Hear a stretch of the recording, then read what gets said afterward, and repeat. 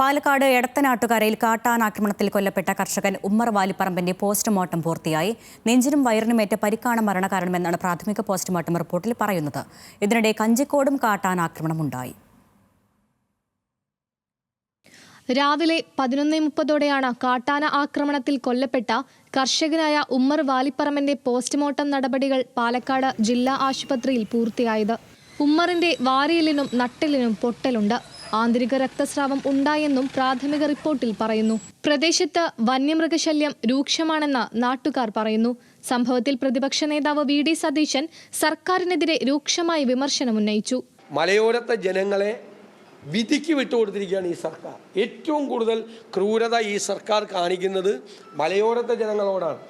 ഈ സർക്കാരിൻ്റെ കെടുകാര്യസ്ഥതയുടെ ഭാഗം കൂടിയായിട്ടാണ് ഈ പാലക്കാട് ജില്ലയിൽ വീണ്ടും ആന ചവിട്ടിക്കൊല്ലുന്നത് വാർത്തയല്ലാതായിരിക്കുന്നു. അതിനിടെ പാലക്കാട് കഞ്ചിക്കോട് ചെല്ലൻകാവിലും കാട്ടാന ആക്രമണമുണ്ടായി. ചെല്ലൻകാവ് സ്വദേശി സുന്ദരനാണ് പരിക്കേറ്റത്. വനം വകുപ്പിന്റെ പട്ടികയിൽ ഇല്ലാത്ത ആനയാണ് അക്രമം നടത്തിയത്. കൈക്കും ഇടുപ്പിനും പരിക്കേറ്റ സുന്ദരനെ പാലക്കാട് ജില്ലാ ആശുപത്രിയിൽ പ്രവേശിപ്പിച്ചു.